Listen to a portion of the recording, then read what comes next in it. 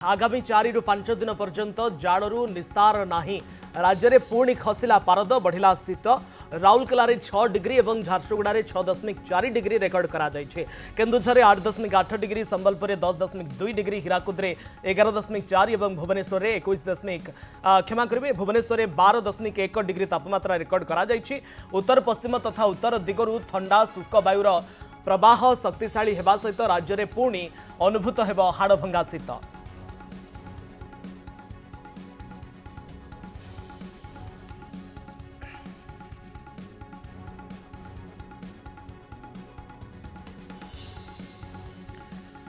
पुणी शिमिलीपाल माइनस को खसला पारद। किछि दिन पर व्यवधान पर राज्य में पुणी शीतर प्रकोप प्रबल मात्रा देखा मिली।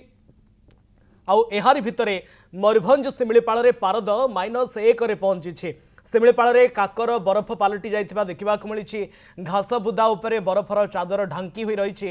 पर्यटन ऋतु थिबारु शिमिलीपाल को पर्यटकों सुओ छुटुछि। समस्ते शीतर मजा भी नेउछंती।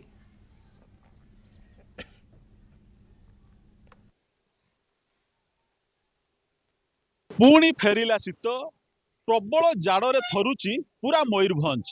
आज पुणी शिमिलीपाल तापमात्रा -1 डिग्री रे पहुंची। शिमिलीपाल अपर बारहाकामुड़ा पुणी तापमात्रा -1 रे पहुंची कारण तो शिमिलीपाल पाददेश और विभिन्न अंचल बर्तमान शीतर जो लहरी पुणी फेरी शीत प्रबल जाड़े थरुची पूरा मयूरभंज। मयूरभंज जिले में प्रबल ठंडा लगी रही। बारिपदा सहर जेहेतु आम शिमिलीपालटा पाखरे होकर ठंडा बहुत जोर अच्छी। जाड़े लोक अस्तव्यस्त पूरा हो 2 दिन तले टिके मेघुआ पाग थिबारु ठंडा कमी पुणी आउ थे से पूर्व अवस्था भली देखा दी। जमती आम बाराकामड़ा -1 डिग्री जाइला। जरंदा चोलार 2 ରୁ 3 डिग्री जाइला। बर्तमान पुणी सेमती देखा दी। निहाती तो सकाळु उठी गरम पानी निहाती दरकार होची। ता संगरे चा पा टिके न पीले बॉडी ठीक रहुनी। हाथ गोड़ पूरा बरफ हो जाउची। आ शीत वस्त्र तो छाड़ी होउनी। सकाळ 7:30 आगु बिछणा भी उठी होउनी। प्राय बारिपदारे प्रबल शीत। ये शीतटे प्राय 9-10 वर्ष आगु आम फिल करूँ ये शीत टे थिला। किंतु एबे प्रबल शीत मझिरे 2 दिन अंतर जो वर्षा पाग कला ठंडा पाग कला से टे कमी थिला। किंतु काली पाखर पुणी आउ थे राति ठंडा प्रबल बढ़ी। आ विशेषतः मकर संक्रांति आज मयूरभंजर सबुठारु बड़ पर्व मकर संक्रांति। ए दिन सूर्यर उत्तरायण गति हुए। या परठू गरम पवन टे अनुभव करूँ।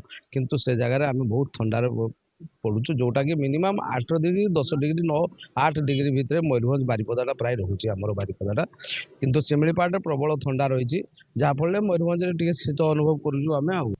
सका उठा तो संभव होनी। पिला छुआ बहुत हैरान हो स्कूल पत्र जीवन ठंडा दिन सारा लगे रही। ठंडा शीत वस्त्र लगी रही। यहाँ बोधे 10-15 वर्ष आगुरी ये ठंडाटा पुणी एमती नाला। एबे आसी ठंडा तो पड़ी कौन करा किसी उपाय ना पर्यंत आपंकर कौड़ी छाड़ी बर्तमान सुधा कौड़ी रही। ठंडा प्रबल लगुच। सका उठी गरम पानी ना पानी पी भी होनी। उषम पानी कर पीवा पड़ू। चाह होनी तार सागर आप कौड़ीटा लगी रही। वर्षा ये ठंडा 15 वर्ष बदली देखी नु। आज मकर बहुत ठंडा लोक भी यातायात बहुत कम अच्छा। चा दुकान भिड़ गोटे बुलूचे। विगत 10 वर्ष पूर्व ये ठंडा गुड़ा मयूरभंज थी आगु लोकर अभ्यास थिला। किंतु ये 10-15 वर्ष से अभ्यास छाड़ी जाइए। हठात स्टार्ट को बहुत कष्ट होची। बहुत कष्ट तेणु समस्त भावुं आज निश्चित भाव में आग को ठंडार जो प्रकोप धीरे धीरे कम और ठंडा दाउरू लोक मैंने रक्षा पाइबे। बारिपदार दल गोविंद बारिक, कनक न्यूज। तेबे सबुठी तापमात्रा कम रही। 10 ରୁ कम तापमात्रा अनेक स्थान में रेकर्ड करा जायछि। शिमिलीपाल -1 डिग्री पहुंची तापमात्रा। कोरापुट को पुणी शीत फेरी।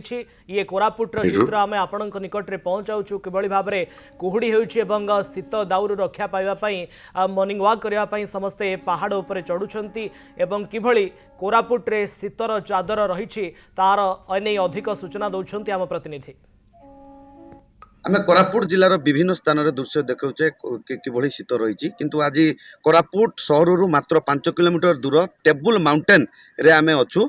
ए माउंटेन रो विशेषत्व है कोरापुट जिले में प्रथम टावर এই মাউଣ୍ଟେନ୍ ଉପରେ ବସିଥିଲା ତାପରେ ଅନ୍ୟ ସବୁ ଟାୱାର ସକ୍ରିୟ ହୋଇଥିଲା ଏବଂ ଏବଂ ଏଇ ମାଉଣ୍ଟେନ୍ର ଅନ୍ୟତମ ବିଶେଷତ୍ୱ ହେଲା ଆର ଉପରି ଭାଗ ସମତଳ ରହିଥିବା ବେଳେ ଆଉ ତଳ ଭାଗ ଯେଉଁ ରହିଛି ଟେବୁଲ ବାଗିଆ ପାହାଡ଼ିଆ ଇଏ ଟେବୁଲ ପରି ରହିଛି ତେଣୁ ଏହାକୁ ଟେବୁଲ ମାଉଣ୍ଟେନ୍ ବୋଲି ଆଖ୍ୟା ଦିଆଯାଇଛି। ତ କହିପାରିବି ମୋର ସହଯୋଗୀ ଯିଏ ରହିଛନ୍ତି ସେ ଦେଖେଇବେ ଆମେ ଟେବୁଲ ମାଉଣ୍ଟେନ୍ ଉପରେ ଅଛୁ ଟେବୁଲ ମାଉଣ୍ଟେନ୍ ତଳେ ଯେଭଳି ରହିଛି କୋରାପୁଟ ସହରର ଦୃଶ୍ୟ ଦେଖିପାରିବା ସମ୍ପୂର୍ଣ୍ଣ ଭାବେ କୋରାପୁଟ ସହରର ଦୃଶ୍ୟ এই ଟେବୁଲ ମାଉଣ୍ଟେନ୍ ଉପରେ ରହିଲେ ଦେଖିପାରିବା ଏବଂ କିଛି ବ୍ୟକ୍ତି ବିଶେଷ ଅଛନ୍ତି ଯେଉଁମାନେ ପ୍ରତିଦିନ ପ୍ରାତଃ ଭ୍ରମଣ କରିବାକୁ এই ପାହାଡ଼ ଉପରୁ ଚଢ଼ି 3 କିଲୋମିଟର ଦୂର ଆସିଥାନ୍ତି ତାଙ୍କ ସହିତ ଆଲୋଚନା କରିବା।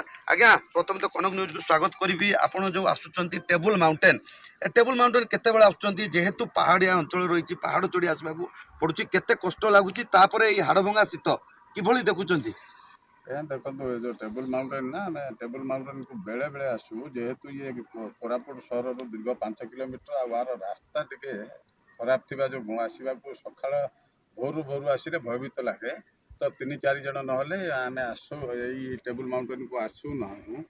ଆଜି ଆସିଛୁ ଯେହେତୁ ଥଣ୍ଡା ଟିକେ କମ୍ ଅଛି ଥଣ୍ଡା କମ୍ ଥିବା ଯୋଗୁଁ ଆମେ 4 ଜଣ ସାଙ୍ଗ ହେଇକି ଟେବୁଲ ମାଉଣ୍ଟେନ୍କୁ ଆସିଥିଲୁ ୱାକିଂରେ ଆଉ ଏଇଥର ମଜା ଟେବୁଲ ମାଉଣ୍ଟେନ୍ ଥରେ ଯଦି ଆପଣ ଦେଖିବେ ଏଇ ଯେଉଁ ପ୍ରାକୃତିକ ସୌନ୍ଦର୍ଯ୍ୟ ଆଉ କୋରାପୁଟ ସହର ଟେବୁଲ ମାଉଣ୍ଟେନ୍ ଉପରୁ ଦୃଶ୍ୟମାନ ସେଇଥିପାଇଁ ଆମେ ବେଳେବେଳେ ଏଇଠିକି ଆସୁ ଆଉ ଆଶା କରୁଛୁ ସରକାର ଯଦି ଏହାର ରାସ୍ତାଟାକୁ ଟିକେ ମରାମତି କରିବେ ତାହେଲେ ପର୍ଯ୍ୟଟକଙ୍କ ଦୃଷ୍ଟି ଆକର୍ଷଣ ହୋଇପାରେ। ସକାଳୁ ପାହାଡ଼ ଚଢ଼ି ଆସୁଛନ୍ତି ଆପଣ ତ ସ୍ଥାନୀୟ ଲୋକ କେମିତି କ'ଣ ଦେଖୁଛନ୍ତି ସକାଳୁ ପାହାଡ଼ ଚଢ଼ି ଆସିବା କଷ୍ଟ ଲାଗୁନି?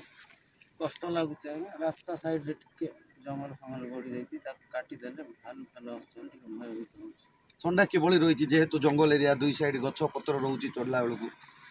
ଥଣ୍ଡା ତ ପ୍ରବଳ ରହୁଛି ଆଜ୍ଞା ହେଲେ ବି 3 କିଲୋମିଟର ପାହାଡ଼ ଚଢ଼ିଲା ବେଳକୁ ଝାଳ ଫାଳ ଫୁଟି ଯାଉଛି। ଆଉ ଜଣେ ବି ବ୍ୟକ୍ତି ବିଶେଷ ରହିଛନ୍ତି ତାଙ୍କ ସହିତ ଆଲୋଚନା କରିବା। ଆଜ୍ଞା କିଭଳି ଦେଖନ୍ତି ଟେବୁଲ ମାଉଣ୍ଟେନ୍ ଆପଣ ବି ଆସୁଛନ୍ତି ପ୍ରତିଦିନ ପ୍ରାତଃ ଭ୍ରମଣ କରିବାକୁ ଏଇ ପାହାଡ଼ ଚଢ଼ି ଆସିବା ତାପରେ ଯେଉଁ ହାଡ଼ଭଙ୍ଗା ଶୀତ ରହିଛି କିଭଳି ଅନୁଭବ କରୁଛନ୍ତି? ସକାଳେ ମର୍ଣ୍ଣିଂରେ ଉଠିକି ସାର୍ ଯାହାହେଲେ ୱାକିଂ ଟାଇପ୍ର ଲାଗୁଛି ଟିକେ 3 କିଲୋମିଟର ପାହାଡ଼ ଚଢ଼ିଲେ ଦେହ ପ୍ରତି ଟିକେ ଇଏ ଲାଗୁଛି ସ୍ପିଡ୍ ବଡ଼ିର କିଛି ଅଂଶ